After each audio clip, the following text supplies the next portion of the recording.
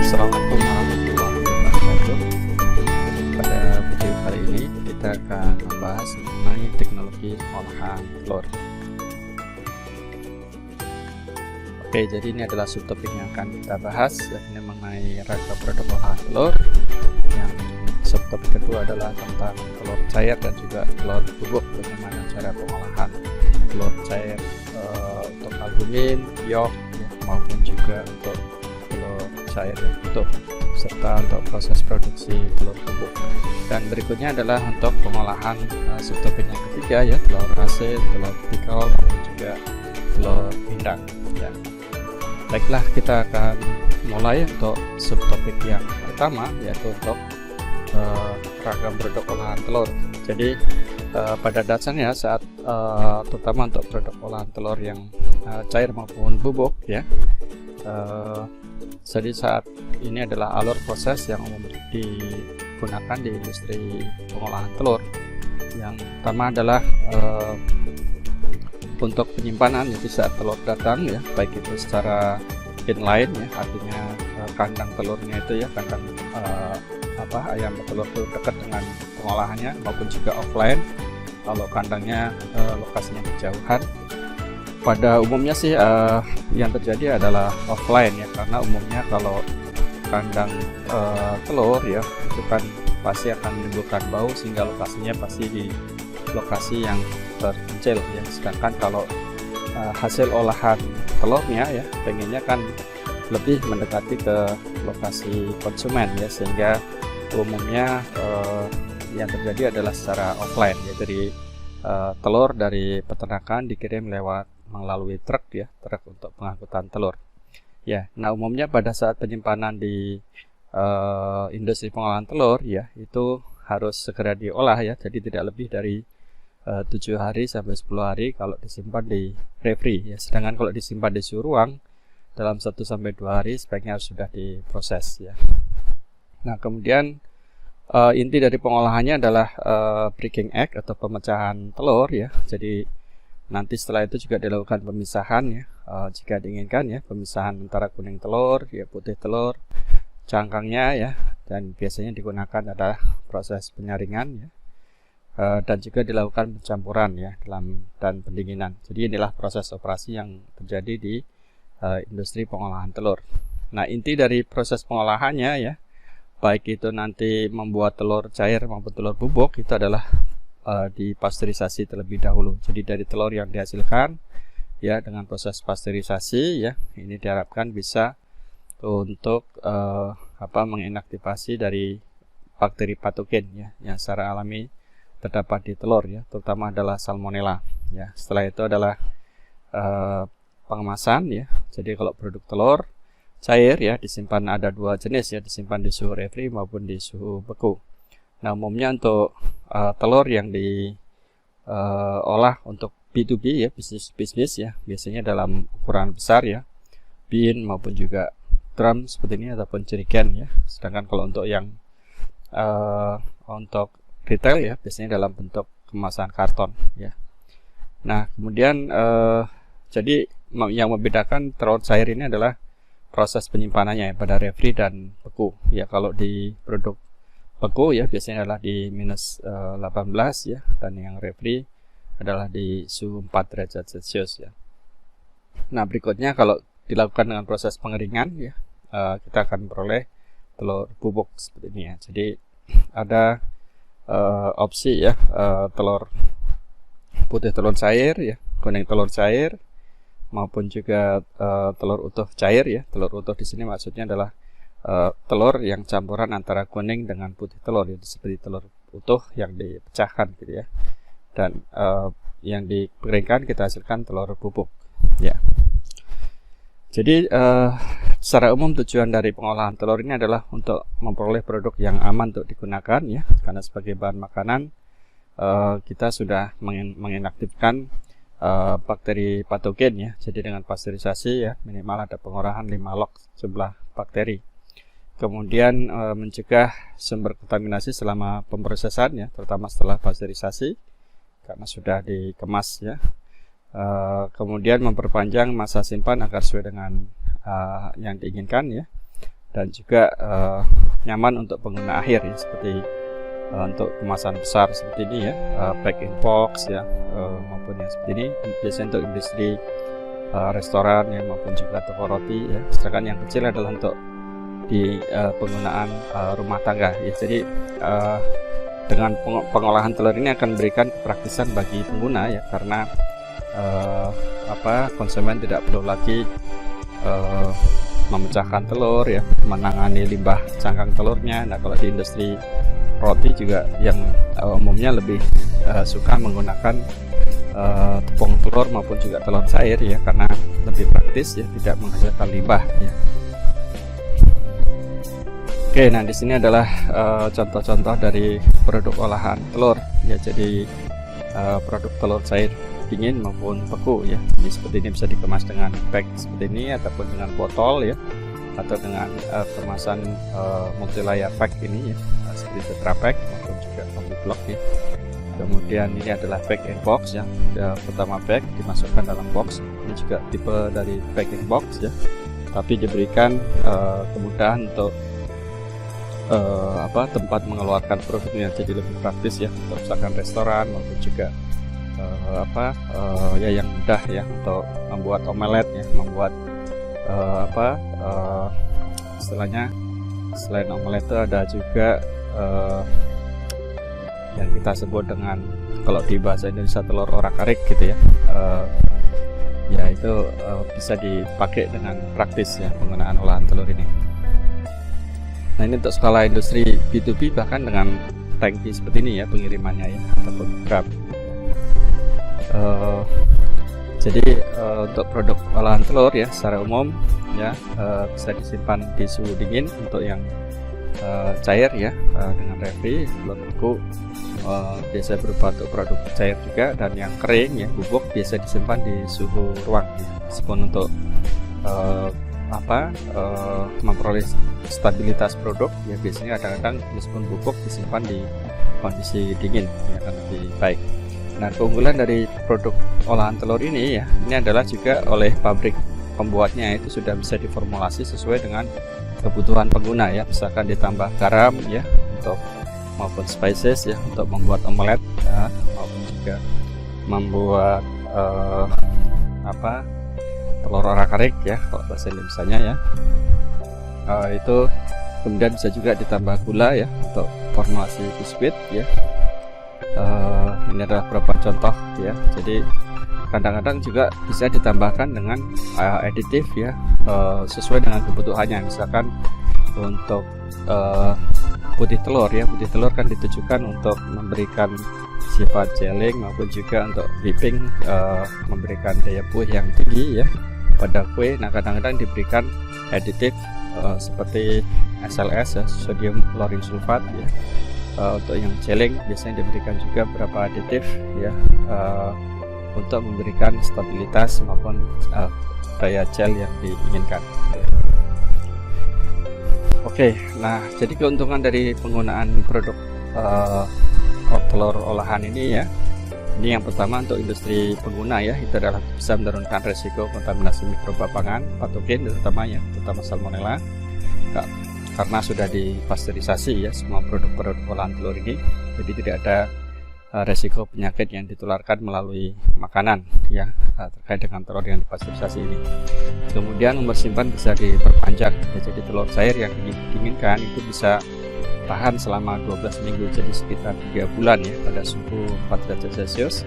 Bahkan untuk yang produk beku ya bisa sampai 1 tahun lebih. Serta untuk produk kering itu bisa 1 tahun lebih ya tanpa perlu pendinginan, jadi di suhu ruang pun boleh ya untuk produk telur yang kering. Nah, yang keunggulan yang ketiga ya, keuntungan yang ketiga adalah ke aspek kenyamanan atau convenience ya, karena penyimpanannya mudah, tidak ada tenaga kerja ekstra untuk memecahkan telur cangkang ya, tidak perlu penanganan limbah dari cangkangnya ya. Jadi ini sudah ready ya, lebih nyaman, tidak perlu penanganan limbah, tidak perlu mencemari lingkungan ya, sehingga tidak perlu dapat komplain dari warga sekitar pabrik ya. Kemudian juga performa packing yang konsisten ya, karena sudah di standarisasi oleh pabrik pengolahan telur ya. Jadi konsistensi lebih seragam, kemudian diformulasikan, bahkan sudah bisa diberikan.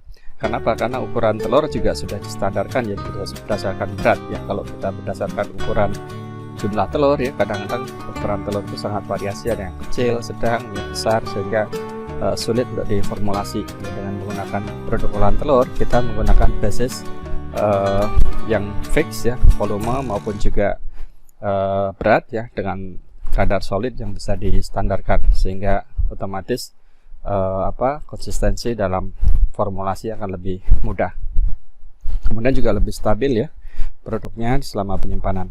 Dan yang keuntungan kelima itu adalah bisa meningkatkan sifat-sifat fungsional ya, tadi sudah saya singgung sedikit ya. Jadi misalkan pada putih telur ya, yang umum digunakan untuk produk daging maupun produk olahan ikan ya, yang seperti surimi ya, itu ternyata banyak menggunakan albumin telur ya untuk membantu meningkatkan kekuatan gel ya. Nah, ini bisa diberikan aditif ya pada albumin telur ya, sehingga bisa meningkatkan kekuatan gel strength dari produk untuk aplikasinya ya. Kemudian jika diinginkan whippingnya, jadi whipping itu seperti berbuih gitu ya, untuk busa ya, busa dari produk yang seperti apa, itu sangat penting untuk produk cake ya, produk produk olahan, terutama untuk di Prancis itu ada istilahnya itu beberapa olahan yang spesifik untuk whipping foamingnya itu penting sekali ya, seperti makaron ya, itu banyak untuk whippingnya nih. Jadi untuk produk bakery, pastry maupun confectionery itu sangat penting ya, karakteristik dari whipping ini. Kemudian juga ketahanan panas ya. Jadi misalkan untuk kuning telur ya, untuk produk mayones, produk roti yang perlu dipanggang gitu ya. Jadi ini bisa ditambahkan aditif untuk agar tahan panas ya. Bisa menggunakan misalkan adalah sorbitol maupun juga sucrose ya, yang beberapa bahan yang bisa meningkatkan heat stability dari produk. Oke, ini adalah ringkasan ya dari produk telur cair ya. Jadi produk telur cair itu ada yang berupa telur cair untuk putih telur ya, ataupun egg albumin ya. Telur cair ini biasanya untuk disimpan di refri maupun di beku ya. Ini digunakan untuk kue meringue yang ini adalah khas kue Prancis maupun mie ya. Kemudian untuk kuning telur cair ya, biasanya digunakan di produk mayones ya, rotian maupun juga dressing ya, maupun es krim. Ini biasanya berupa telur cair refri maupun di beku ya. Telur utuh ya, artinya campuran dari telur putih telur dan kuning telur ya. Ini juga telur cair untuk disimpan di refri maupun di beku. Baik, biasanya digunakan untuk roti, biskuit ya, kue atau cake maupun juga kue kering ya, pastries. Jadi ini gambaran dari contoh produk ya, yang cair ya. Kita bahas yang cair. Tapi seandainya dibubukkan adalah sama. Jadi ini adalah telur utuh ya, dari cair jadi bubuk. Ini adalah putih telur ya, dan juga ini yang putih telur.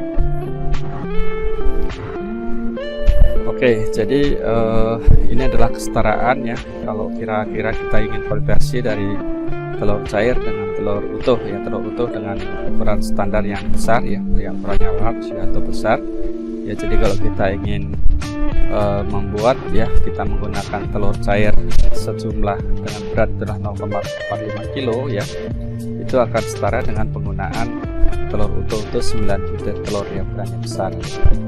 Jadi dengan persen solid di sini adalah 24,94 ya. Jadi 0,113 solid adalah dengan kadar airnya di sini jumlah 0,45 itu adalah 0,34 air ya. Nah, kuning telur ya seberat 0,45 kilo ya, ini setara dengan 22 butir telur utuh ya. Jadi 0,2 solid ya, dari sini komposisinya dengan 0,25 air ya, solidnya cukup besar ya, 44,44% ya. Makanya kalau dihitung per kilo ya, untuk membuat per kilo bubuk ya, bubuk telur putih kuning telur ya, itu akan memerlukan rendemennya paling tinggi ya untuk jadikan pupuk karena solidnya paling tinggi ya. Dan sedangkan yang albumin ini kalau kita lihat ya 0,45 kilo albumin itu setara dengan 14 butir telur ya, dari telur diambil dari telur utuh ya. Nah di sini kita lihat kadar solidnya sangat rendah ya, 0,05 solid ya. Jadi hanya 11% ya kadar solidnya. Makanya kalau untuk memproduksi bubuk putih telur ya, ini perlu bahan baku yang banyak ya. Rendemennya jadinya paling sedikit ya, persen solidnya hanya 11%. Oke, produk telur cair pada suhu dingin ya, itu memiliki umur simpan bisa mencapai 12 minggu ya. Ini penggunaannya dari sini sudah kita bahas ya, untuk telur utuh, putih maupun kuning telur ya. Jadi bisa juga bisa diformulasikan dengan tambah gula ya untuk penggunaan cake ya, maupun juga tambahkan garam ya untuk buat omelet, maupun juga untuk premix telur orak-arik ataupun scramble egg ya. Jadi istilahnya kalau di populer ya, sangat populer di restoran maupun di hotel ya, untuk sarapan tuh scramble egg tuh salah satu menu yang favorit ya, scramble egg ya. Jadi pengguna gampang sekali ya, sudah punya seperti ini, tinggal tuang ke wajan ya, jadi ya karena sudah diberikan premixnya ya, nggak perlu mecahin telur, nggak perlu ngocok-ngocok telur ya, nggak perlu menangani limbah cangkang telur yang bisa menimbulkan bau gitu ya. Jadi praktis ya. Bisa juga bahkan scramble egg yang sudah matang yang diformulasikan ya.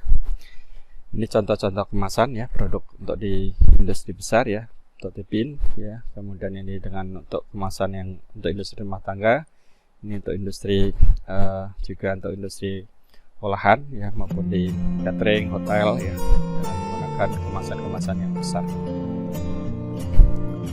Ini untuk produk telur cair yang beku ya, apapun itu jenisnya, baik itu telur kuning telur, putih telur, maupun juga yang telur utuh ya, biasanya akan mencapai hingga 1 tahun ya. Ini juga bisa divariasikan sesuai dengan kebutuhan ya. Jadi dengan menggunakan untuk scramble egg ataupun untuk penggunaan yang lain ya, sesuaikan, bisa ditambahkan asam sitrat ataupun sirup jagung ya untuk kestabilan penggunaan. Oke, ini gambaran dari komposisi nutrisi telur cair ataupun beku ya.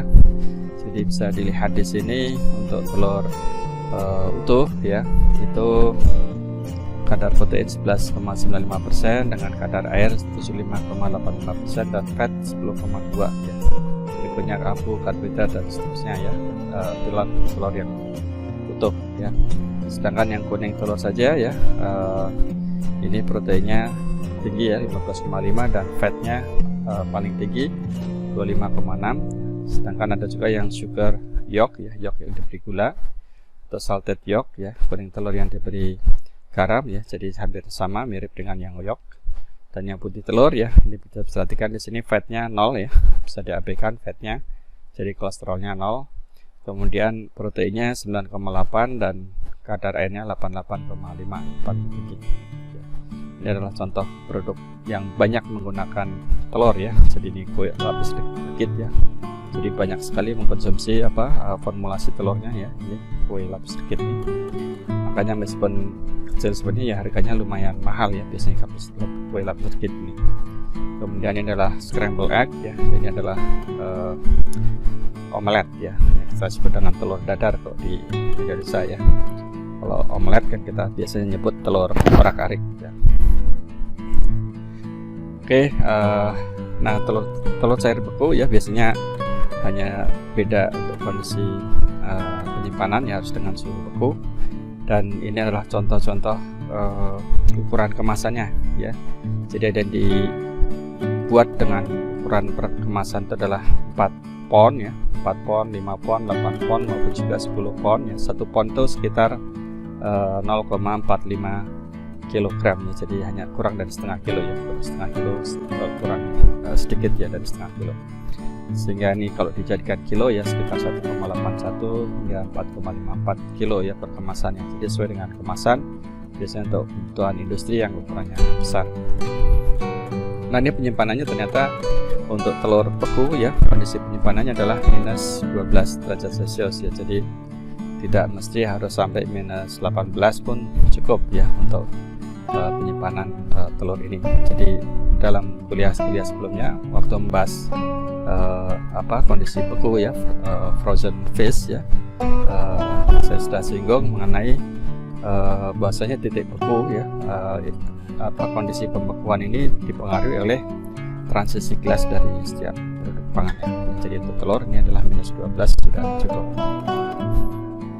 Oke, nah untuk telur kering maupun yang berupa bubuk ya, jadi banyak digunakan juga untuk di industri ya. Ini lebih stabil selama penyimpanan, jadi tidak perlu kondisi pendinginan ya, maupun juga pembekuan untuk penyimpanannya. Ya, ini juga semuanya bisa dipakai telur utuh, telur putih telur maupun juga kuning telur ya. Jadi ini juga banyak digunakan untuk formulasi ya, telur orak-arik atau omelet scramble egg ya, dan juga yang lain-lain ya.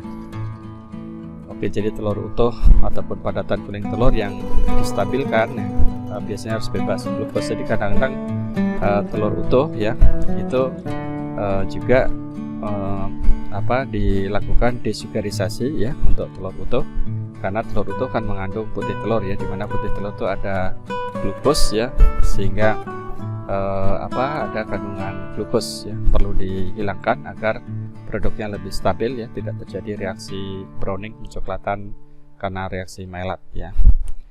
Nah, untuk telur kuning telur ya, untuk telur kuning telur biasanya sih tidak perlu dilakukan stabilisasi ya. Oke, nah ini bisa dicampurkan dengan formulasi yang lain sesuai dengan keperluan ya. Jadi industri bisa pesan ke pabrik membuat telur ini ya.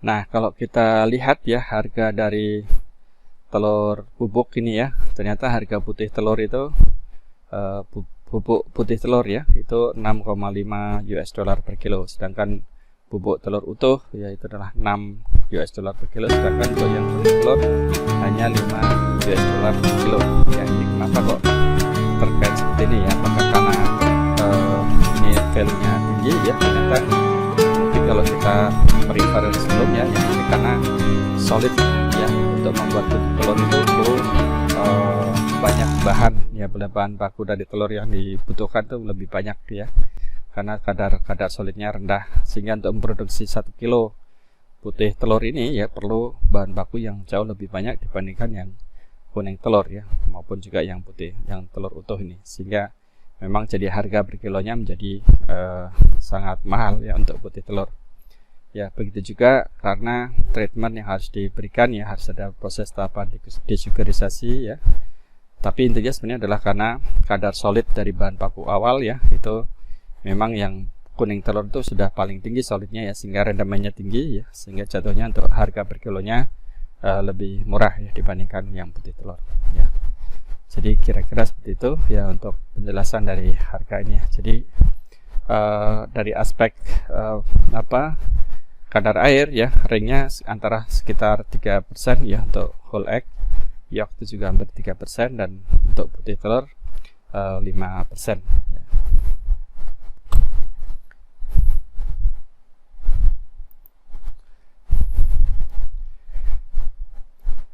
Oke, ini beberapa contoh untuk kemasan telur kering ataupun bubuk ya, berupa bubuk yang berupa kantong ya untuk kemasan retail ya, maupun juga yang ukurannya besar ya, untuk putih telur bubuk ya. Baik, berikutnya kita akan masuk untuk teknologi pengolahan, bagaimana cara membuat telur cair maupun telur bubuk ya. Jadi lebih baiknya kalau kita tonton dulu video pengolahan di salah satu pabrik pengolahan telur ya, nanti Anda akan lebih terbayang lagi bagaimana cara membuat telur ini ya, telur cair, telur maupun telur bubuk. Silakan disimak ya. Michael and Elliot Gibber welcome you to take a tour of their egg processing facility. It includes a range of activities that fall under the Egg Product Inspection Act, enacted by Congress in 1970. This facility has activities from breaking to pasteurization, freezing, drying, and packaging. This is one of 80 plus USDA inspected egg product plants in the United States. Egg breaking facilities not located on an egg production farm receive eggs for breaking on a regular basis in refrigerated trucks. When shell eggs arrive at the breaking facility, the count, weight, source, and conditions of the eggs are noted and the information retained for traceability.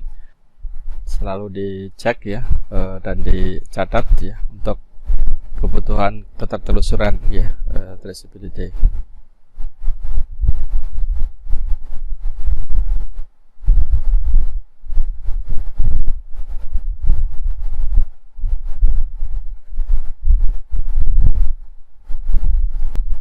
Let's listen to Ted tell us more about this. All of the product that comes in, we test weigh every pallet, we mark it down, we tear off the materials, and we do that for a number of reasons. One, to verify the weight of the product that we're purchasing, and B, internally to control the eggs of when we're breaking them and what products they go into. This is our shell egg cooler. All of the product that comes in off of the truck, we stage them into the cooler prior to breaking, where we're able to maintain control over what product we're breaking for which customers. Keeping egg storage times to a minimum and maintaining an ambient temperature between 50 and 60 and a humidity level between 60 and 70 is important because shell eggs can lose up to 1% of their weight per week. For 1 million eggs per day operation, over 2,000 pounds could be lost for each storage day. Jadi selama penyimpanan terjadi Roughly penguapan, 330 cases, or 118,800 eggs an hour pass through this transfer room.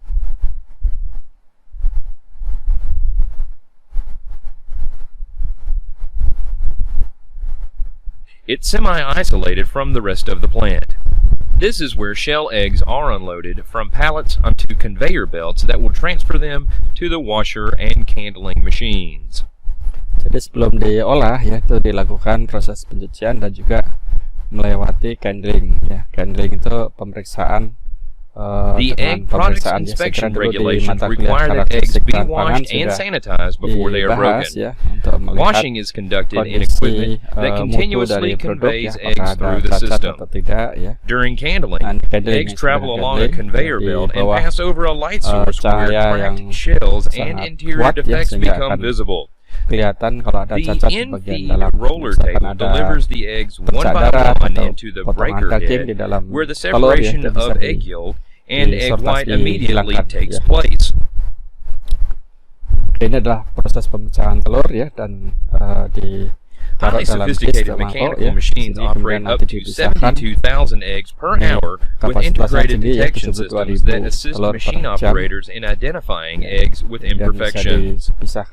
After breaking, the liquid egg product is filtered to remove any residual shell material and to break up the chalaza and vitelline membrane, creating homogeneous liquids. The breaking process is complete except for the removal of the eggshell. Every year, U.S. egg product processing operations produce more than 300 million pounds of eggshells.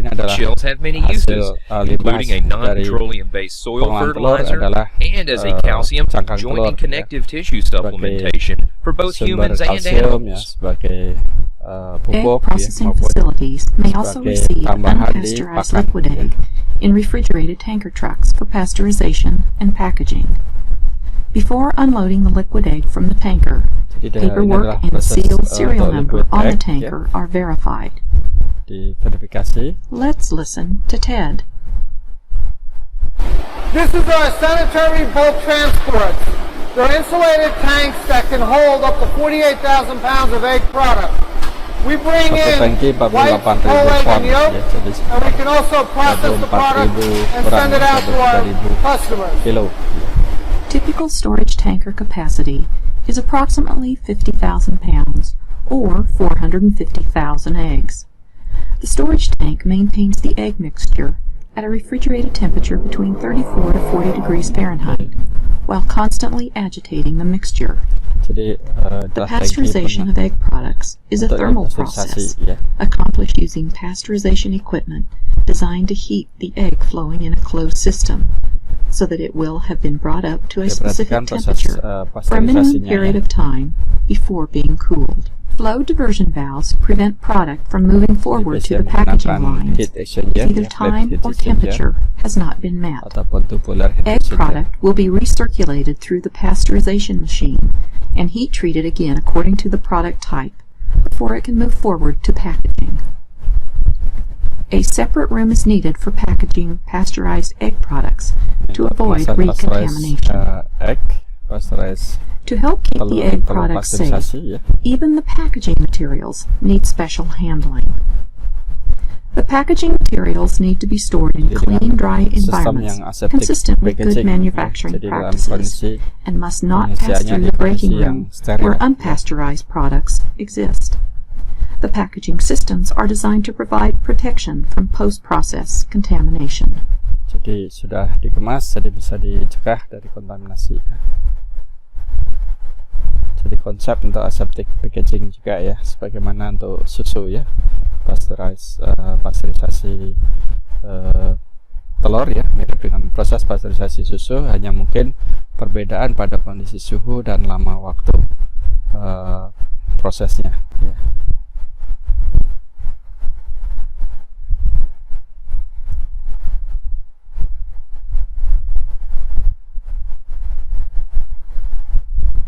Adalah bentuk kemasan yang lain berupa bag ya, kantong plastik ya, nanti di kantong plastiknya dimasukkan ke dalam kardus yang kita sebut dengan bag in box ya, seperti itu ya, bag in box. Jadi lebih stabil dan lebih ringan ya, jadinya lebih murah juga dari aspek kemasan dibandingkan kalau menggunakan kemasan yang rigid ya, seperti misalkan jerigen plastik ya. Liquid tote production. We fill 2,000-pound totes in. Same whole egg. It's Nah, not ini used dengan for untuk drying. We use for Untuk liquid bin ya, whole yang egg tadi di totes. gambar ada ya, biasa untuk B2B ya, bisnis to bisnis, atau dari perusahaan ke perusahaan ya, dari industri ke industri menggunakan kemasan bin ya. Tadi ternyata ada juga bag plastik di dalamnya ya, sebagai primary, sebagai kemasan primer ya, primary packagingnya. Contoh untuk kemasan lain ya.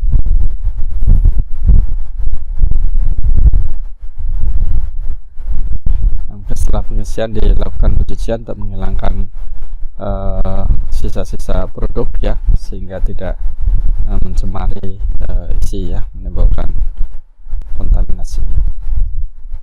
Jadi ini ditujukan untuk frozen egg product ya. Jadi setelah dipasteurisasi disimpan di suhu beku ya, jadi Egg kondisi products are available minus in a variety of 12 ya. sizes, including Yeah. 5-pound cartons, 20-pound bags, and 2,000-pound totes.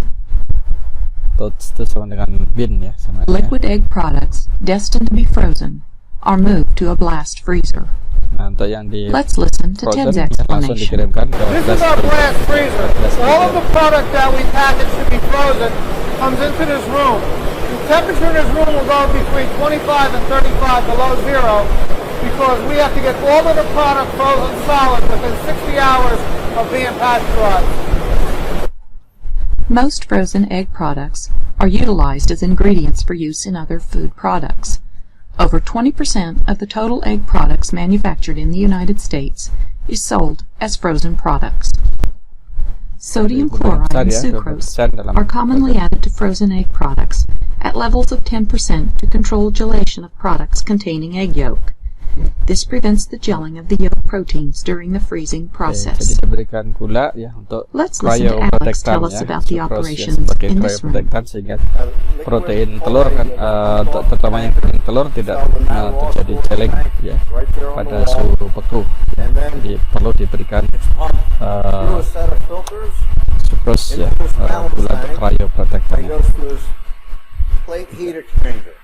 And by the way, any The plate heat exchanger. any product held at temperature of less than 40, can't be above 40 degrees.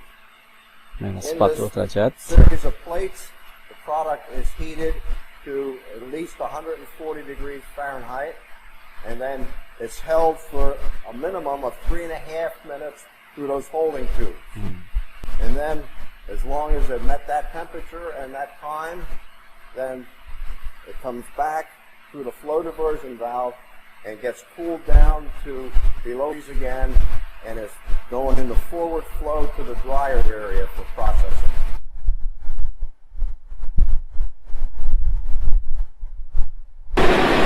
This is a pasteurized storage tank for the liquid willet. The operator is adjusting the dryer. Ini menjelaskan proses pasteurisasi dan dryer nanti ya. Jadi kita adalah dryer.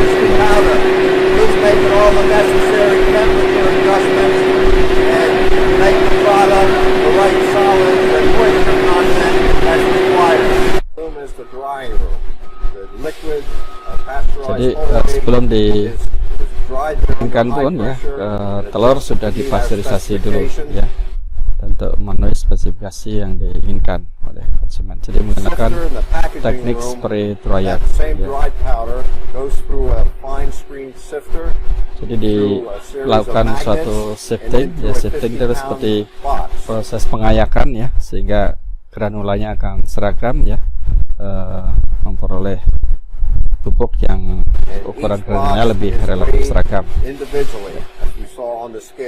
Jadi bisa mencegah yang Dried or terjadi dehydrated egg products kumpalan-kumpalan are bisa also dicegah known as ya, egg untuk masuk. solids. Dried egg products are used as ingredients in a wide number of manufactured foods that are distributed to retail and food service outlets. This is our white processing room. We process just egg whites that we receive Tadi kan from untuk yang tankers. putih telur, They're pumped in those storage tanks down that alleyway. tangki-tangki untuk And putih telur, in this room, many things cair, go on at one time. kemudian Basically, penerimaan we are pupuk cair. adjusting the pH of the egg whites, the citric acid. Ya, untuk penambahan And asap. at the same time, we have a RO system, reverse osmosis system, which Bukan penyaringan, we're concentrating the product. kemudian And to dikonsentrasikan make it more produknya, efficient for ditingkatkan drying. konsentrasinya sehingga And lebih the third efisien thing we untuk do in proses here penyaringannya. is we use a bacterial fermentation Dan dia to menggunakan remove the fermentasi natural glucose bakterial from the eggs. untuk menghilangkan The glukos. reason for that Ya. is it prevents the eggs from browning or Jadi, getting a caramelized effect while they're akan drying. terjadi browning ya. Jadi di sini Because egg whites di are more sensitive perusahaan to heat coagulation, sini they are clarified, filter glucose removed, menggunakan and spray dried prior to bakterial pasteurization in a hot room fermentasi bakteria. and maintained at a temperature of Jadi at least menggunakan 130 bakteria degrees semaksat, ya. Fahrenheit for a minimum of 7 to 10 days. Jadi Industry practice untuk- often exceeds the required untuk pasteurization menghilangkan gula regulations. ya perlu 6 That sampai is, 7 hari ya. They are pasteurized at a fermentasi higher bakteri. temperature to improve gel strength. Nah, dan untuk meningkatkan gel strength, tadi ada treatment penggunaan asam sitrat This is ya. a 50-pound box of dried egg whites, and this represents 8,250 eggs where the Right. whites have been separated from. Ya makanya mahal ya karena perlu bahan telur yang banyak ya untuk This membuat is a hot room jumlah box kilo dari where the egg putih whites are telur ya. in here for 7 days minimum at 130 degrees Fahrenheit minimum temperature to become salmonella negative. This is where they become dan menghilangkan pasteurized. salmonella dan dipasteurisasikan.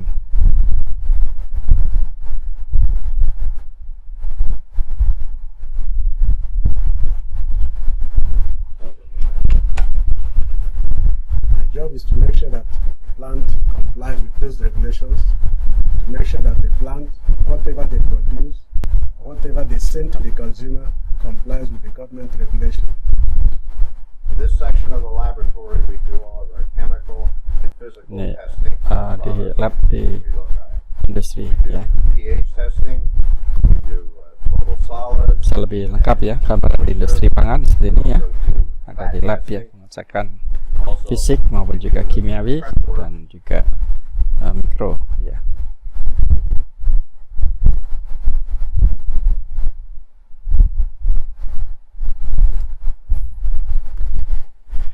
Oke ya, jadi dari video kunjungan industri ini ya cukup sangat banyak informasi yang bisa diperoleh ya, gambaran bagaimana proses pengolahan telur ya, dari mulai telur cair yang direfrigerasi ya maupun penyimpanan beku ya dari telur cair baik untuk refri maupun beku relatif sama. Yang di beku umumnya untuk yang kuning telur ya maupun juga yang telur utuh ya, mungkin perlu ditambahkan adalah cryoprotectant ya, karena sifatnya mungkin yang relatif tidak stabil ya, ada gelling selama proses pembekuan ya, sehingga perlu diberikan cryoprotectant ya, bisa menggunakan sucrose, sorbitol maupun juga ya umumnya sorbitol ya disebut dengan gula jagung tanpa glukosa ya, bebas glukosa itu adalah umumnya adalah sorbitol ya dari jagung ya.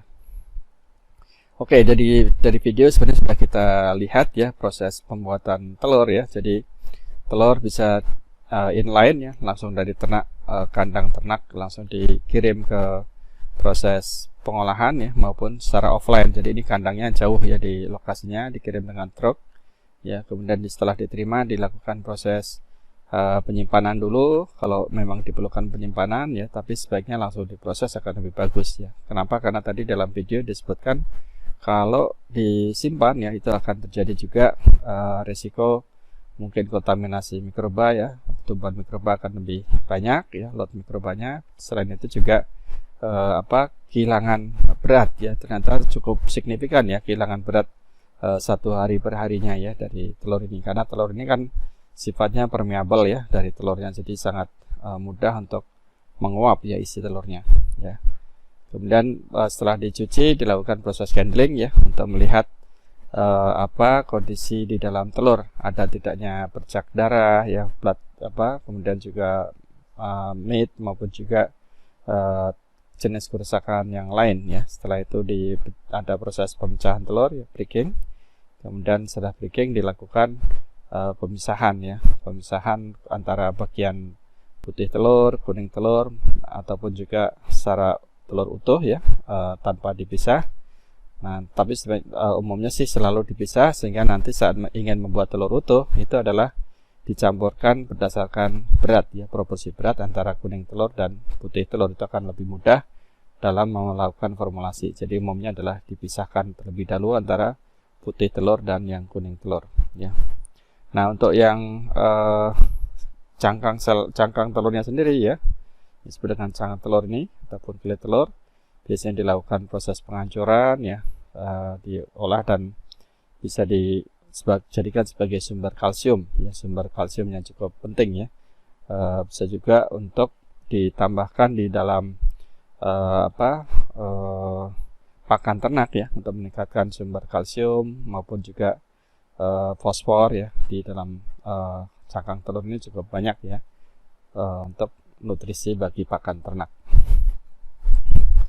Nah, ini sebenarnya sudah hampir mirip dengan di video ya. Jadi proses penerimaan telur, proses handling ya, penghilangan telur ya, seperti halnya ada cangkang telur ataupun juga serpihan kulit membran telurnya ya, kalau terikut di dalam telur akan dipisahkan di sini ya.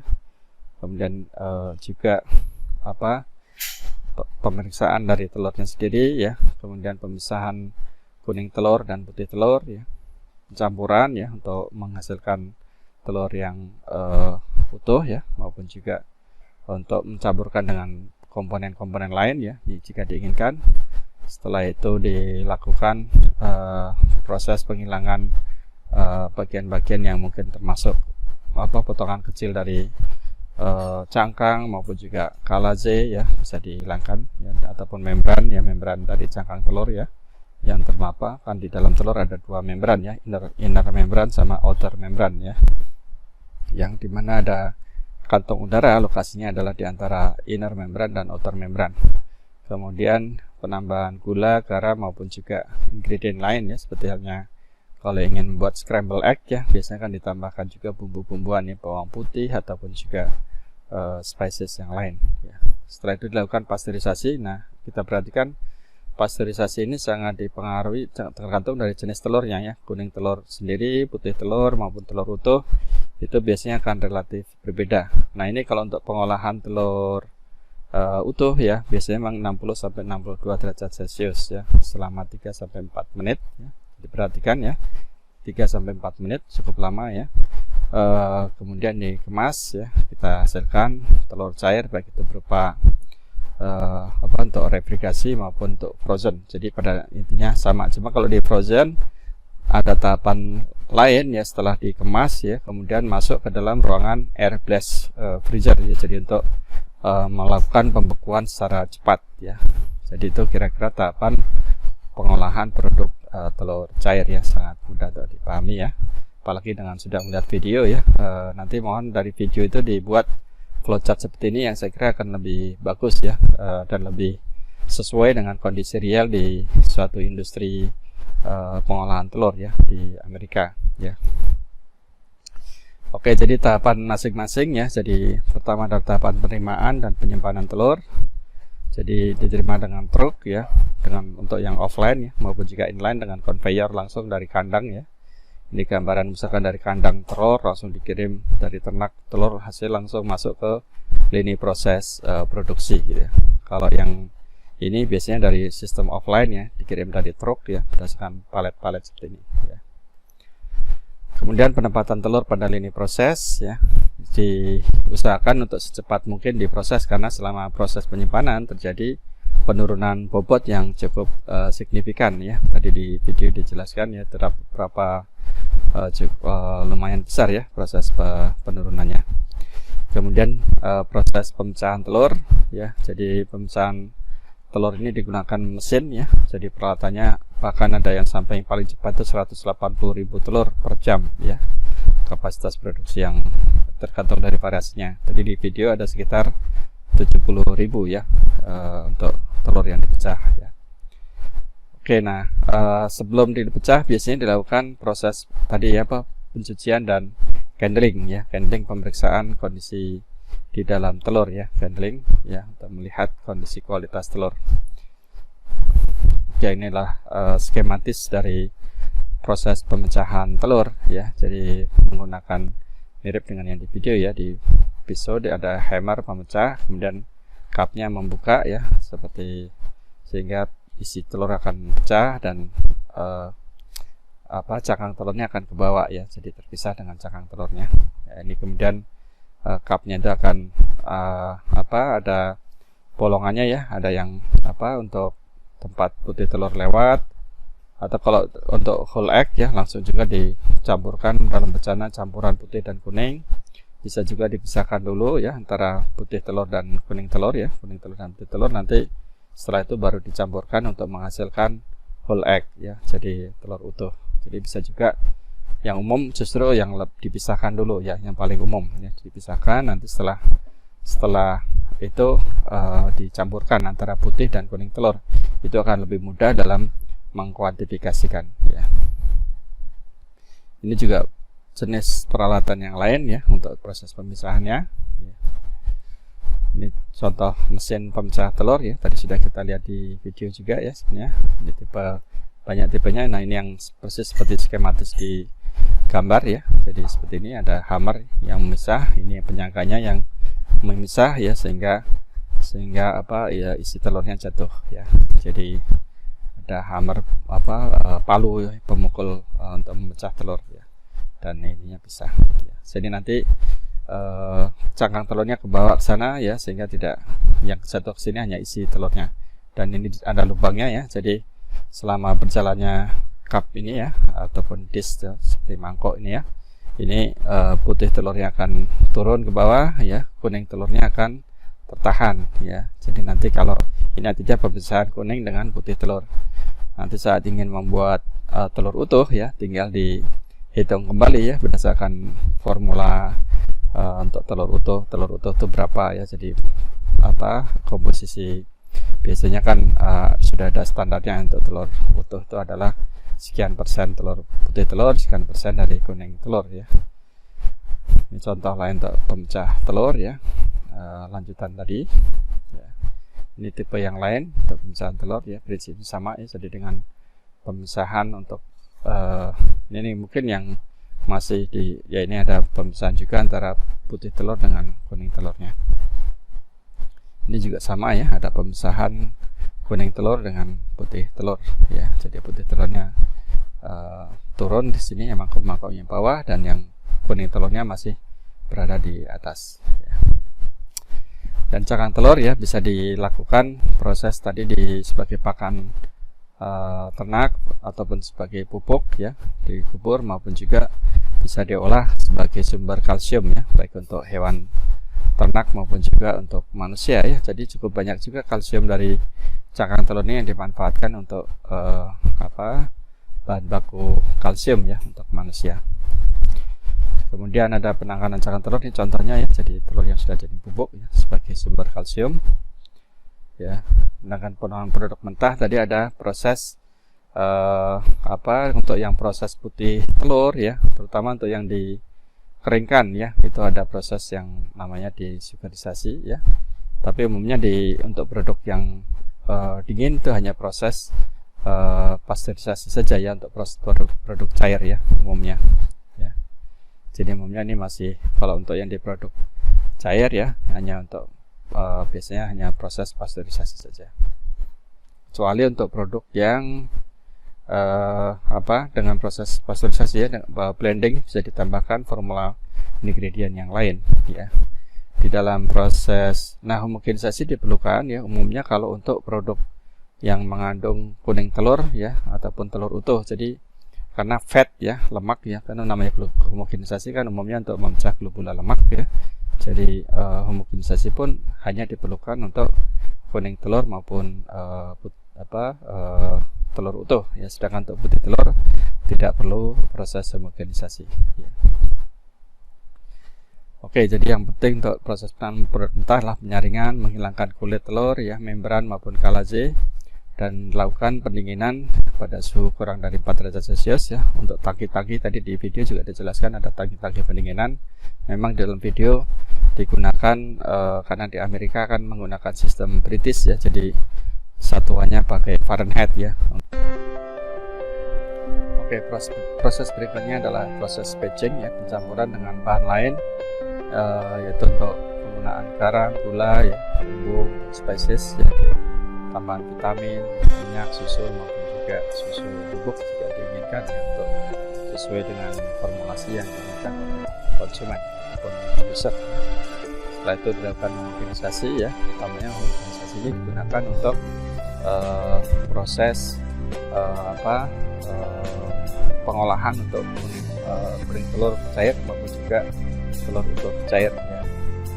Sedangkan untuk telur umumnya jarang digunakan. Peralatan yang digunakan sama dengan homogenisasi untuk susu ya, konsepnya juga sama, prinsip-prinsipnya, sehingga untuk memecah globula dan lemak.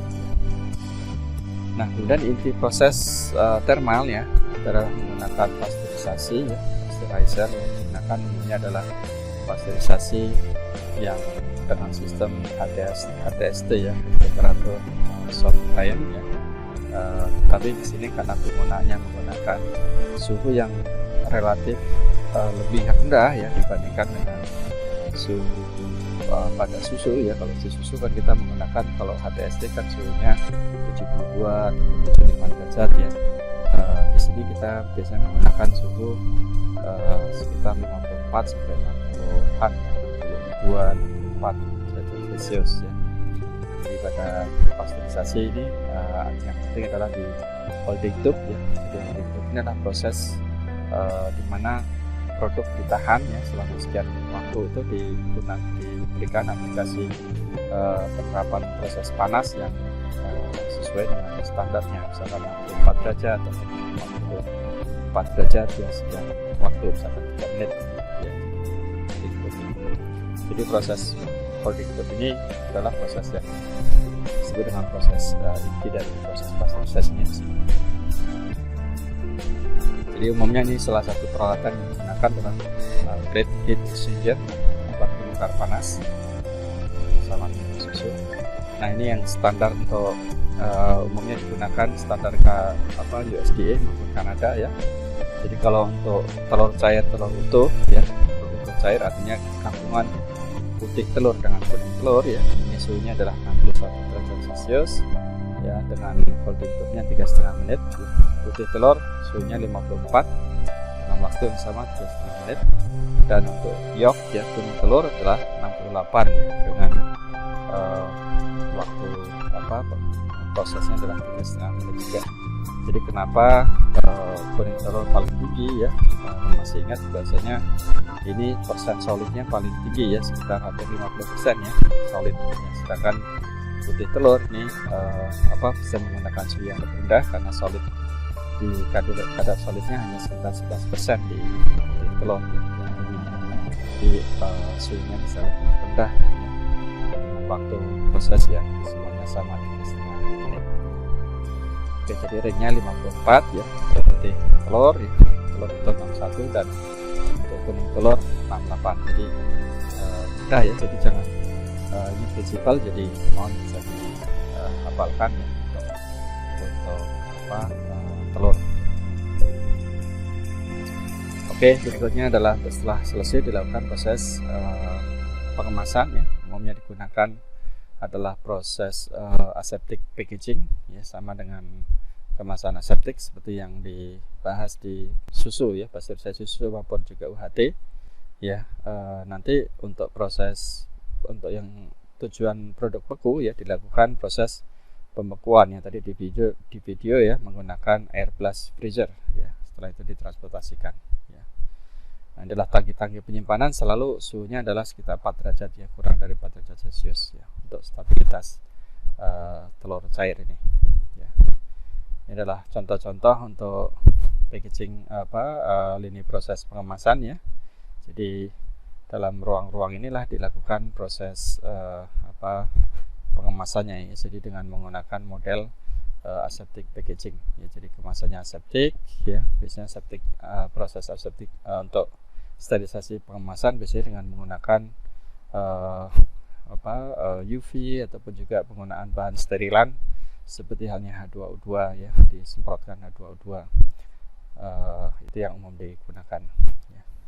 Ini jadi kemasannya selalu dalam ruangan yang sini ya, box ini. Jadi ruangan tadi di video kesannya terbuka, tapi sebenarnya itu adalah dalam ruangan tertutup seperti ini ya. Jadi kita sebut dengan aseptic packaging. Ini contoh yang menggunakan seperti Tetra Pak ya. Ini adalah untuk kemasan retail ya, dengan kemasan yang ukurannya kecil-kecil. Jadi yang membedakan proses produk cair refri dan produk cair frozen adalah di suhu ya. Jadi requirement-nya sebenarnya adalah bisa minus 12 ya, tapi dengan minus 18 akan lebih baik ya, semakin rendah akan semakin stabil produknya ya. Oke, nah untuk proses pembuatan telur bubuk ya, umumnya yang dari awal adalah sama ya dengan proses pembuatan telur cair ya. Adanya proses pasteurisasi juga ya, tapi kalau untuk campurannya berarti adalah 62,5 derajat selama 5 menit. Ini mungkin di salah satu industri di India yang saya ambil ya. Kemudian untuk proses ini adalah untuk proses pembuatan telur bubuk untuk putih telur, makanya ada tahapan desugarisasi ya, penghilangan gula. Jadi kalau di India yang saya pernah kunjungi itu menggunakan yeast ya, jadi 0,5% yeast, dan ini proses fermentasinya lebih singkat ya, dengan suhu 30 derajat Celcius hanya selama 90 menit sudah cukup untuk menghilangkan gula ya. Umumnya gula di dalam telur ini adalah berupa glukos ya. Jadi kalau di video yang kita tonton ya di awal tadi itu menggunakan fermentasi bakteria ya, disebut dengan bakteri asam laktat ya, menggunakan bakteri asam laktat. Kalau yang di video perlu waktu berapa? 6-7 hari ya. Jadi lama sekali waktunya ya di dalam tangki proses desugarisasi ini. Tapi saya kira dengan penemuan menggunakan yeast aja bisa. Mungkin sekarang banyak industri yang beralih ke sini ya, sangat, karena saya juga mungkin bulan lalu ya itu juga mendapat kesempatan tidak berkunjung langsung tapi secara virtual mengunjungi industri telur, pengolahan telur di Cina ya. Itu juga untuk proses penghilangan gula ya, penghilangan gula di dalam putih telur bubuk ya, itu juga dilakukan menggunakan yeast ya. Jadi menggunakan yeast ragi roti ya, sama dengan yang untuk ragi roti ya, yeast. Jadi digunakan yeast yang itu akan lebih efisien, lebih cepat ya, dan juga lebih murah ya. Tidak perlu, kulturnya kan murah sekali ya, seperti ragi roti kan sangat murah dibandingkan kalau kita beli kultur bakteri ya, maupun juga bisa juga dengan menggunakan enzim ya, mungkin nanti akan kita bahas di slide ya. Atau bisa juga dengan dibiarkan saja gitu ya, telurnya difermentasi spontan ya, kita sebut fermentasi spontan tanpa ditambahkan kultur. Nah, ini perlu waktu yang lebih lama lagi ya. Oke, nah setelah itu umumnya ada yang melakukan proses repasteurisasi ya untuk membunuh yeast ya, meskipun sebenarnya ini opsional ya, karena setelah ini juga ada proses spray drying ya, karena saya pernah mengunjungi di satu industri di India itu tidak perlu pakai repasteurisasi, jadi setelah disugarisasi langsung di spray ya, karena kalau untuk menghilangkan, tujuannya menghilangkan yeast ya, untuk mengaktifasi yeast dengan spray suhunya lebih tinggi ya, 185 derajat Celcius untuk inlet dan outletnya 85 derajat Celcius ya. Nah, ini bisa dengan pemanasan yang tinggi ini, yeast juga sudah bisa mati ya pada saat pengeringan ya, proses pengeringan ya. Tapi mungkin untuk meyakinkan agar yeastnya sudah inaktif, industri banyak juga yang menggunakan langkah repasteurisasi ini ya sebelum dilakukan spray drying. Jadi ini opsional ya. Mungkin di sini khawatirnya karena waktu kontaknya hanya sangat sepersekian detik gitu ya, dikhawatirkan memang tidak cukup ya untuk menginaktifkan dari yeast ya, meskipun suhunya tinggi ya, tapi waktu kontaknya hanya sekian detik gitu ya. Jadi khawatirnya cukup, sehingga perlu lebih aman memang dilakukan repasteurisasi. Nah, setelah spray drying dilakukan pengemasan dengan vakum atau kasinet ya, untuk proses menstabilkan atau untuk memperpanjang cepat, dan ini penyimpanan bisa dengan suhu ruang. Jadi ini adalah tipikal kalau telur bubuk atau telur utuh maupun kuning telur ya, itu mungkin tidak perlu proses desugarisasi, kecuali kalau untuk telur utuh yang ingin distabilkan ya agar pengusupannya panjang, itu perlu juga proses desugarisasi. Jadi proses desugarisasi itu penting untuk dilakukan di albumin atau di telur ya. Bisa juga dilakukan untuk di telur utuh jika diperlukan ya. Tapi tidak diperlukan ya untuk kuning telur, nggak perlu ya desugarisasi, itu tidak pernah dilakukan di telur proses desugarisasi. Ini contoh untuk proses spray drying dari telur ya. Bahan seperti ini dipakai atomizer, disemprotkan, jadi kontak di udara sini adalah udara panas ya. Jadi saat ada udara panas masuk ke ruang pengering ini, suhunya 185 ya, sehingga kontak dari kabut ini tidak akan cepat sekali proses pengeringan. Nah, itu yang mungkin dikhawatirkan kalau tadi yeast tidak dipasteurisasi dulu ya, kemungkinan khawatirnya yeastnya masih hidup ya, dan itu bisa aktif terus, bisa merusak aroma dari produk ya, bisa merusak mutu produk. Oke, nah untuk produk telur bubuk ini ya, kadang-kadang diberikan juga untuk contoh komposisinya ya. Ini yang real di industri ya, sering digunakan untuk telur utuh bubuk. Itu komposisinya adalah telur utuh, sodium bikarbonat maupun juga silikon dioksida. Silikon dioksida ini fungsinya adalah untuk anti kempal ya, jadi banyak menggunakan silikon dioksida ya. Jadi untuk kuning telur ya maupun telur utuh ya, karena mengandung kuning telur ya itu digunakan silikon dioksida. Kalau untuk putih telur bubuk ya tidak diberikan ya, karena memang relatif tidak lengket ya, fatnya lebih sedikit, nggak ada fat. Jadi umumnya untuk proses pembuatannya, komposisi bahan yang digunakan adalah putih telur, ragi roti ya, sodium bikarbonat karena umumnya digunakan untuk whipping cream ya, jadi meningkatkan daya buih, dan juga asam sitrat ya untuk meningkatkan juga kestabilan dari kapasitas whipping cream dari kapasitas untuk whipping ya, bukan whipping tapi untuk proses pembuihan dari produk ya, untuk putih telur bubuk. Nah, kuning telur bubuk yang untuk distabilkan ya pada suhu tinggi ya, biasanya digunakan juga proses ataupun kestabilan di penyimpanan digunakan proses desugarisasi ya. Jadi biasanya menggunakan ragi roti ini untuk desugarisasinya. Ya.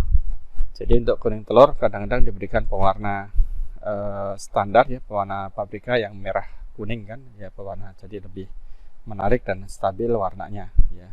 Jadi kemudian ada juga penambahan enzim fosfolipase ya, ini untuk meningkatkan fungsionalitas dari kuning telur bubuk ini ya. Oke, saya kira ini untuk contoh komposisi produk dari telur bubuk ya. Jadi untuk pengeringan telur biasanya digunakan pengiring semprot ya, suhunya inletnya adalah ringnya 160 sampai 194 ya. Jadi yang tadi disebutkan adalah 185 ya, masih dalam ring. Glukosa perlu dihilangkan pada putih telur terutama ya, untuk menstabilkan dari masalah pencoklatan ya, karena ada reaksi Maillard selama proses pengolahan maupun selama penyimpanan ya.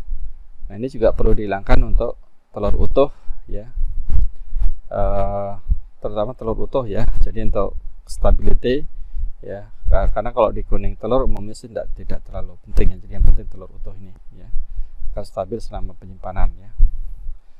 Jadi itu untuk pengeringan. Nah ini adalah proses untuk produk yang unstabilized ya. Jadi kalau tidak dilakukan dengan proses desugarisasi ya, proses untuk, jadi yang disebut dengan stabilized biasanya dilakukan dengan menggunakan proses desugarisasi. Sebenarnya kalau di yok kan karena mungkin mekanisme stabilisasinya bukan dengan desugarisasi misalnya, karena yok secara teoritis di kuning telur itu tidak ada glukos ya. Itu letaknya ada di egg white-nya ini ya. Jadi sebenarnya di sini stabilitasnya bukan dengan desugarisasi ya. Whole egg ya dengan desugarisasi, jadi bisa lebih dari setahun ya, untuk pada suhu ruang. Oke, nah untuk egg white ini masih tetap perlu juga ya, meskipun destabilize, tapi perlu kondisi yang lebih dingin ya, agar tidak terjadi reaksi Maillard ya. Meskipun sudah dihilangkan tapi mungkin masih ada residu ya, diharapkan stabilan tetap dilakukan kondisi penyimpanan ini. Nah untuk cara menghilangkan gula dari telur ya, jadi sebenarnya ada metode ya, beberapa kemungkinan metode ya, bisa dengan cara fermentasi alami, fermentasi spontan. Jadi telurnya disimpan saja pada suhu 24 sampai 29 derajat Celcius selama 6 sampai 7 hari. Ya, jadi selama itu ya nanti terjadi proses penghilangan glukosa ya, penghilangan karena ada mikroba bakteri asam laktat juga yang aktif di situ, sehingga akan memakan glukos menjadi asam laktat utamanya. Ada juga yang dengan fermentasi bakteria ya, jadi ini adalah menggunakan bakteri asam laktat ya, Staphylococcus ataupun Lactobacillus. Jadi yang mirip seperti itu bakteri-bakteri di yogurt ya. Jadi dengan suhu 30 sampai 35 dan waktunya minimal 1 hari ya, 4 jam. Sedangkan kalau yeast ya, fermentasi yeast bisa dilakukan dengan suhu 32 ya. Ini waktunya sangat singkat, bisa 90 menit sampai kurang dari 12 jam. Jadi ini fermentasi yeast adalah satu fermentasi yang paling efektif ya, paling baik digunakan saat ini ya, karena murah, cepat, dan juga tidak menimbulkan rasa tidak enak ya. Ada juga untuk menggunakan enzim, ini juga digunakan di industri ya, menggunakan enzim yaitu kombinasi enzim glukos oksidase maupun juga dengan enzim katalase. Jadi mirip kalau waktu untuk reaksi oksigen scavenger yang menggunakan enzim kan, glukos oksidase, di situ ada glukos ya sebagai substrat glukos. Jadi saat nanti enzimnya beraktif memakan glukos untuk dengan menggunakan oksigen juga dalam reaksinya, dihasilkan H2O2 peroksida, sehingga H2O2 itu perlu dipecah dengan katalase. Jadi reaksinya mirip ya dengan itu. Ya ini penggunaan enzim ini ya, kita tahu enzim biasanya harga enzimnya sendiri sudah mahal ya, dan lebih kompleks prosesnya ya. Kemudian meskipun sebenarnya dari aspek kualitas organoleptik juga bagus ya, tetapi umumnya dari beberapa industri pengolahan telur bubuk yang saya kunjungi semuanya menggunakan yeast ini ya, fermentasi yeast yang paling banyak digunakan. Oke, ini contoh untuk pengolahan untuk telur putih telur kering ya. Jadi umumnya dikukus dihilangkan sebelum pengeringan ya. Kemudian untuk piping edge-nya ya. Jadi untuk meningkatkan kemampuan membentuk buihnya itu lebih kuat ya. Itu diberikan aditif sodium lauryl sulfat ya. Dengan konsentrasi kurang lebih 0,1% ini akan nanti membantu pipingnya itu lebih bagus, karakteristik piping biasa digunakan di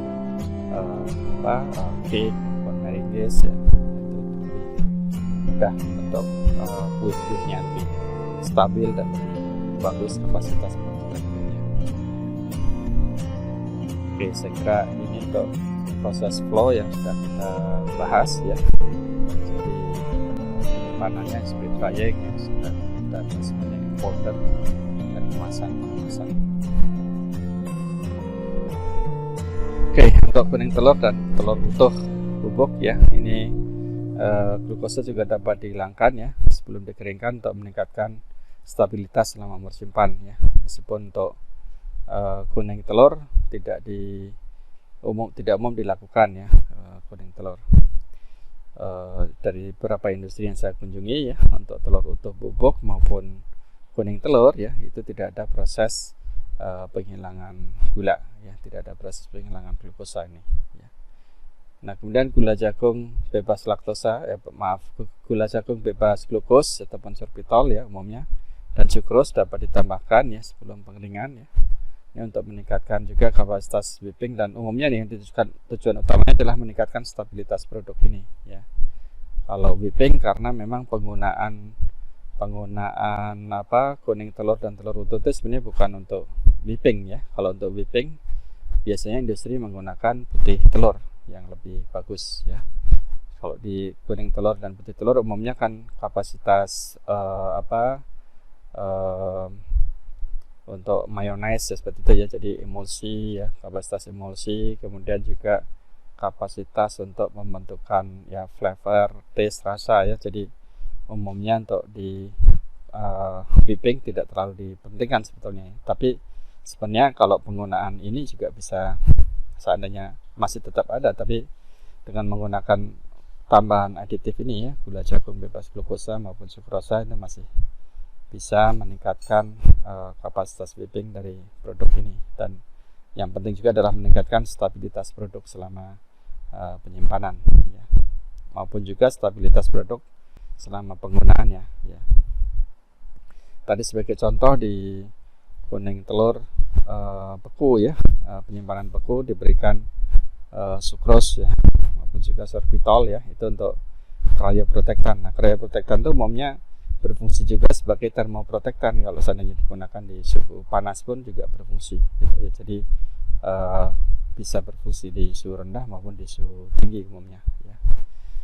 Nah, ini adalah contoh target pengeringan putih telur ya. Jadi kondisi awal kalau putih telur itu seperti ini ya. Jadi airnya itu 88% dan solidnya hanya 12%.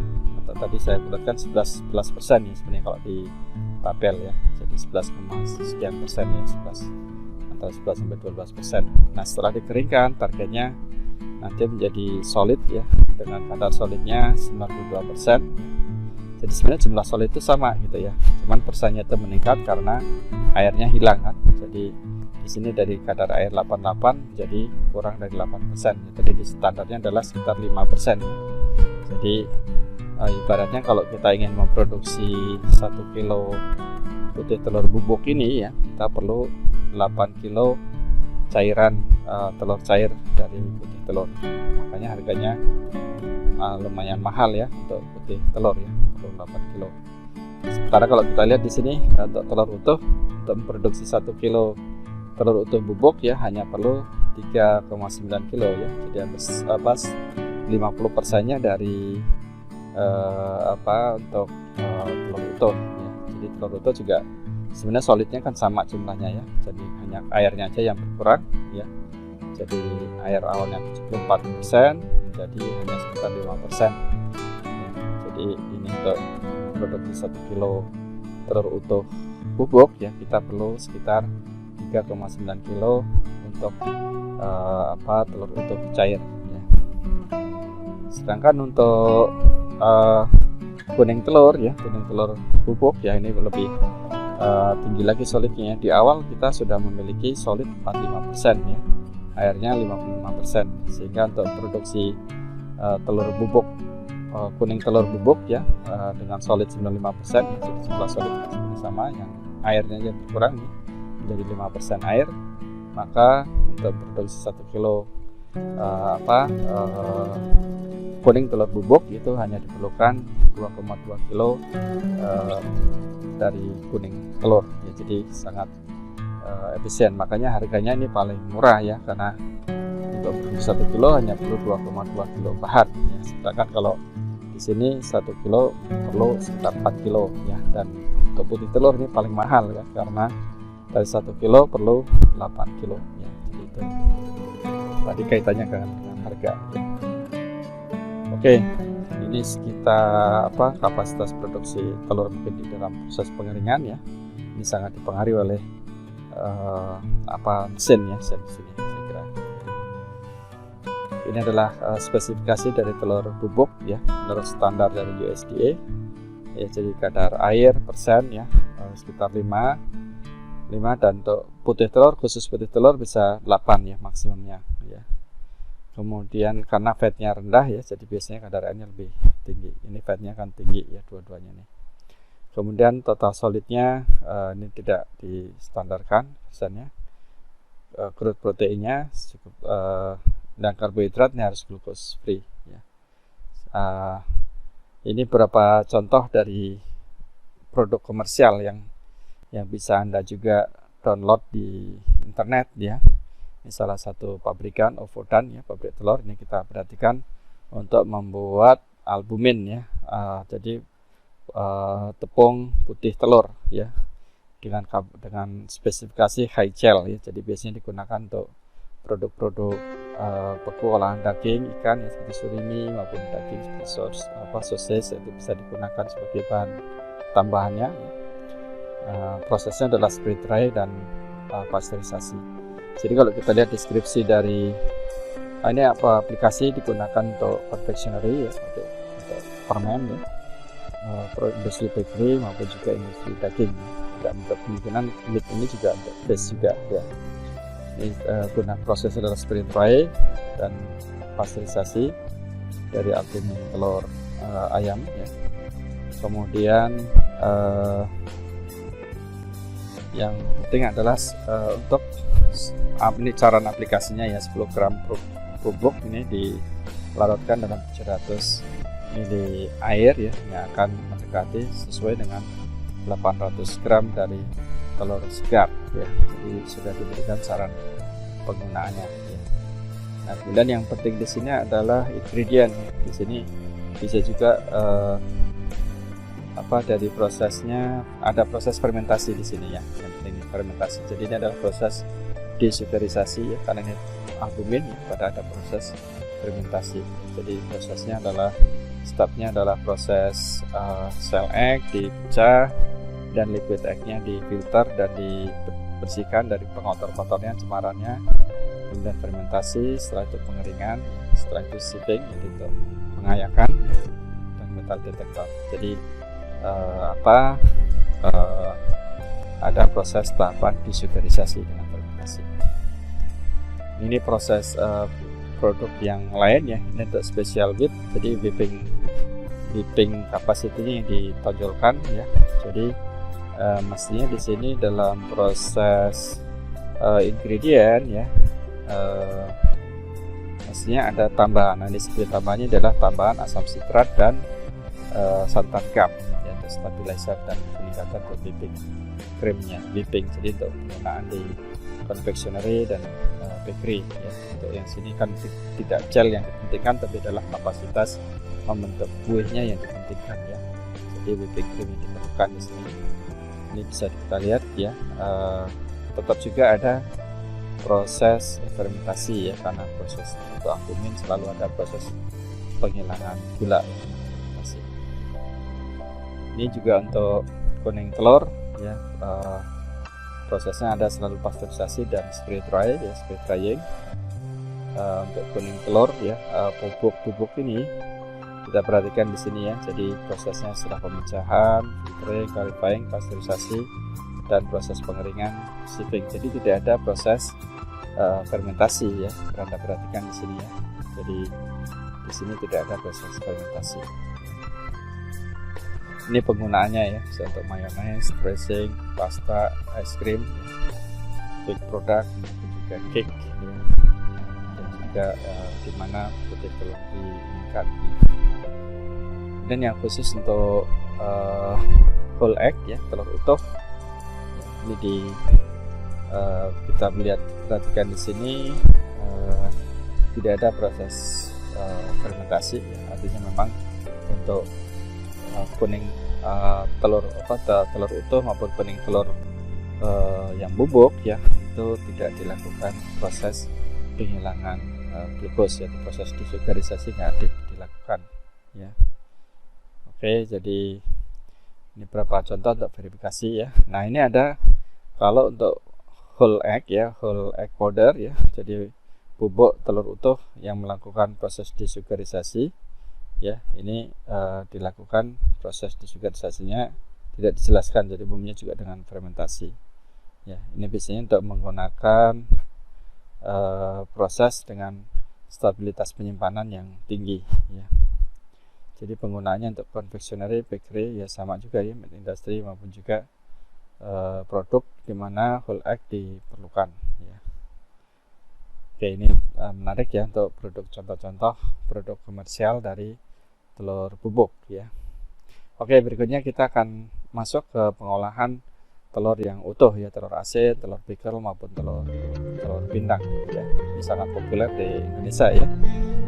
Jadi untuk pengolahan telur asin ya, ini sebenarnya sudah ada di SNI-nya ya, telur asin itu. Jadi menurut SNI 014277 ya tahun 1996, yang dimaksud dengan telur asin ya, yang dimaksud dengan telur asin itu adalah telur itik atau bebek yang telah diasinkan dengan proses tertentu dan belum dimasak. Jadi standarnya telur asin adalah telur asin yang mentah ya.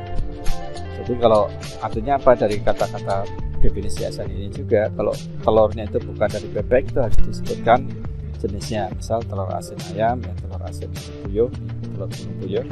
Jadi khusus kalau kita menyebut telur asin itu harus telur dari bebek atau itik ya. Jadi telur asin merupakan produk makanan yang diawetkan dengan merendam telur bebek atau itik dalam air garam ya, atau mengemas ya setiap telur dalam arang yang dibasahi dengan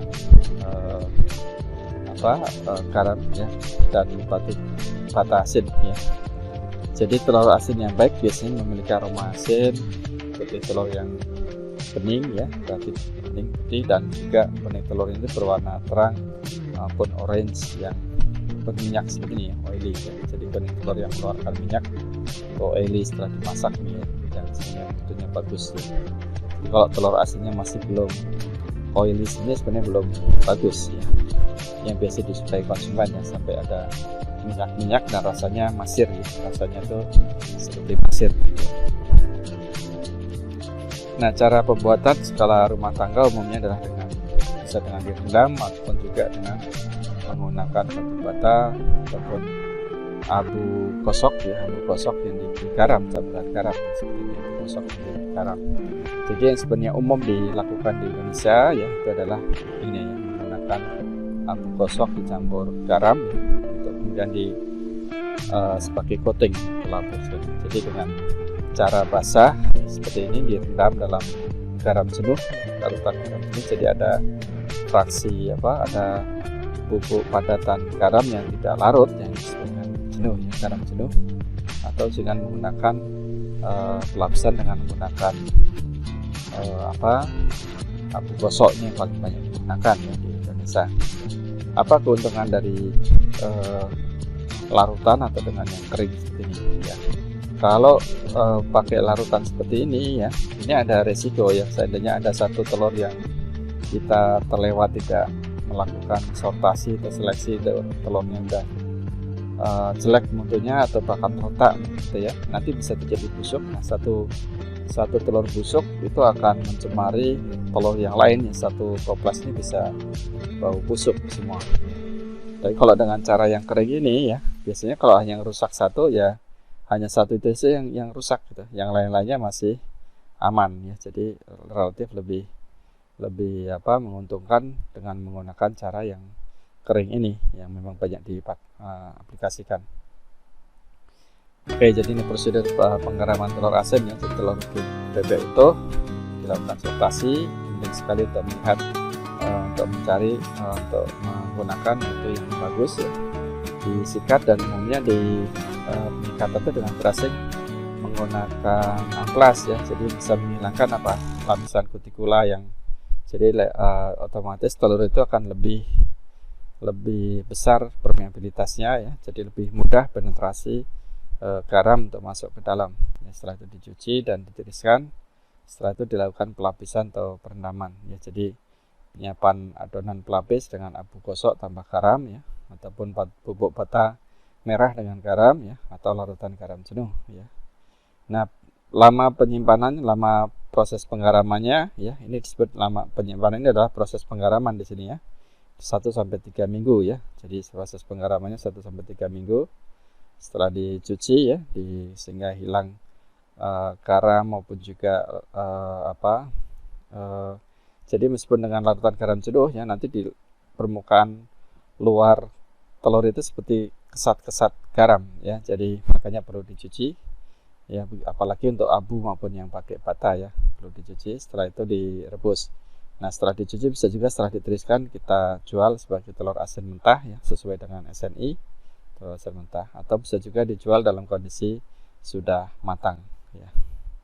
Ada juga yang melakukan proses perendaman sebelum direbus ya, atau sebelum disimpan ya, sebagai telur asin mentah ini dengan menggunakan larutan teh ya, untuk mengawetkan ya, untuk tujuan pengawetan ya, jadi menutupi pori-porinya dan lebih awet telurnya. Oke, nah ini dengan proses batu bata juga digunakan ya, setelah dibelah seperti ini ya. Jadi dari sini kemudian diperoleh proses yang coating dengan batu bata.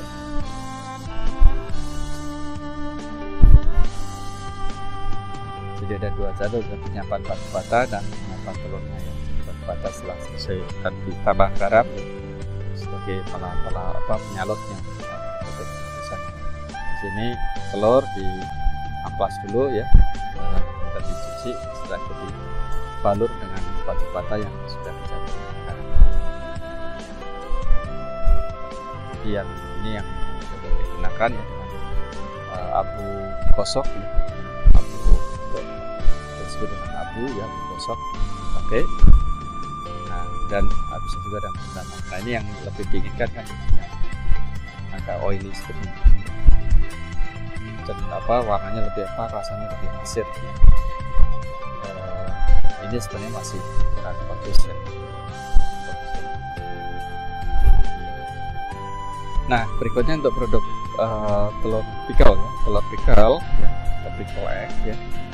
Ini juga sebenarnya kalau di Indonesia mungkin yang lebih populer telur pindang ya, tapi sebenarnya agak sedikit beda cara pengolahan telur pickle dengan telur pindang ya. Kalau telur asin ya, kita mengolah melakukan proses penetrasi penggaraman itu adalah dengan pada telur kondisi yang masih mentah. Nah, kalau telur pickle ya maupun telur pindang kalau di Indonesia ya, itu adalah pada telur yang sudah matang ya. Jadi telur pickle adalah telur matang yang telah direndam dalam larutan cuka, garam ya, rempah-rempah maupun bumbu lainnya. Jadi ini bisa sebagai konsumsi lauk ya, kita bisa memperoleh lauk yang ready to eat ya. jadi bisa dimakan langsung ya. Jadi warnanya menarik ya, dengan mungkin bisa Anda promosikan sebagai telur kaya antioksidan ya. Di sini digunakan bahan-bahan warna alami ya, dengan beet ya, dengan mungkin di Indonesia bisa juga dengan rosella mungkin yang bisa merah seperti ini, atau kulit buah naga ya, mungkin bisa juga jadikan Anda teliti ya kalau pengen penelitian membuat telur pickle ya. Jadi mungkin bisa dilakukan di rumah, tidak mesti harus ke lab gitu ya. Ini mungkin bisa dengan spices yang putih ya, dengan bawang ya, pickle-nya. Jadi bisa putih, bisa agak goreng maupun yang merah.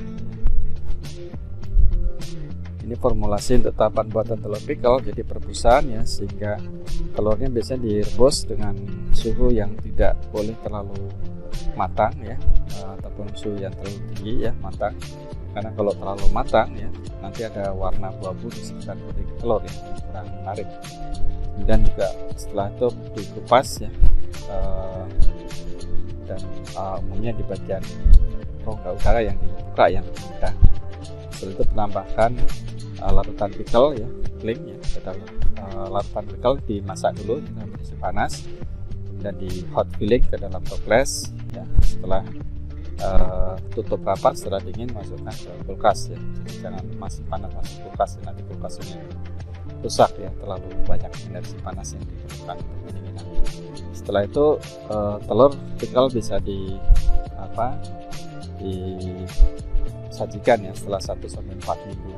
Jadi semakin lama penetrasi warna akan semakin bagus, semakin dalam. Ini contoh-contoh formula untuk larutan pickle ya, bisa dicoba.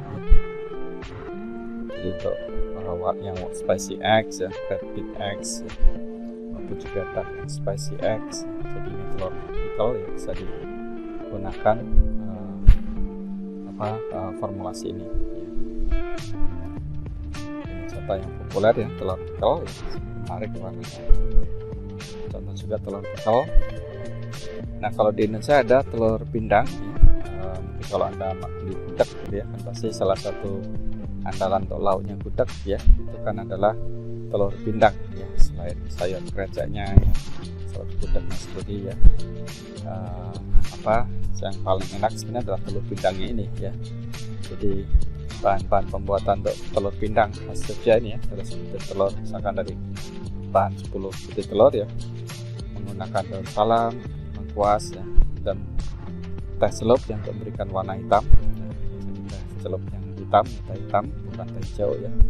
1 sendok makan garam, 1 klop gula merah yang warnanya juga gelap coklat ya, 1 sendok kecap manis ya jika diinginkan, bawang merah, tumbar, dan kaldu ayam jika diinginkan ya, dan juga air ya untuk mengadon bumbu-bumbu ini, dan juga sampai nanti telur 10 butir ini cukup terendam ya, karena nanti dimasak ya. Jadi ini masih telur utuh ya, telur butir 10 telur putih telur utuh ini ayam dimasukkan dalam bumbu-bumbu ini ya sampai tenggelam semua. Setelah itu direbus ya. Nah, setelah direbus selama 20 menit ya, jadi tidak boleh terlalu airnya hanya 20 menit saja ya, tidak boleh terlalu lama ya. Kemudian kan ini air rendaman airnya itu menjadi air bumbu ya. Jadi setelah 20 menit telur diangkat dan dikupas ya. Setelah dikupas nanti bumbu air rendamannya itu disiramkan lagi ke telur yang sudah direbus ya. Setelah itu jadi setelah itu dimasak lagi ya, untuk direbus lagi ya sebentar ya. Setelah itu setelah dikupas tadi ya, kemudian kalau dengan telur yang ini ya, setelah air perebusan telur disaring, gunakan lagi untuk merebus telur yang sudah dikupas ya. Jadi telur yang dikupas tadi direbus ya hingga berwarna kecoklatan ya dalam air rebusan. Nah setelah itu dibiarkan saja sekitar 1 jam atau 2 jam sehingga nanti warna coklatnya akan lebih merasuk ya. Jadi dengan telur pindang ini proses pemasakannya relatif cepat ya, tidak perlu harus menunggu berminggu-minggu baru bisa dimakan ya. Kalau ini dalam mungkin 1 jam ya kalau semua bahan-bahan sudah siap, 1 jam sampai 2 jam sudah ready to eat ya, sudah siap untuk dimakan ini untuk telur pindang ya. Jadi ini yang kira-kira khas ya telur di Indonesia ya, pikal telur pindang dan telur asin ya. Kalau pikal telur rasanya masih relatif jarang ya, jadi mungkin potensi bagi Anda untuk mengembangkan produk ya telur pikal ya, saya kira menarik ya, dengan warna yang menarik dan bisa klaim untuk mungkin functional food yang diberikan di situ, misalkan antioksidan ataupun yang lain ya, dengan rasa yang khas yang menarik. Oke, saya kira itu ya, ini adalah slide yang banyak saya gunakan dari Stanley McKee ini ya, dari Egg Product Functionality American Egg Board ya. Ini slide banyak saya ambil, terutama yang bagian awal di rakam produk telur ya. Oke, terima kasih telah menonton videonya, semoga bermanfaat. Jadi harus biasakan untuk berterima kasih kepada orang lain, sebagaimana sabda Rasulullah, orang yang tidak berterima kasih kepada orang lain tidak akan bisa berterima kasih ya kepada Allah Maha Esa. Baik, semoga bermanfaat. Selamat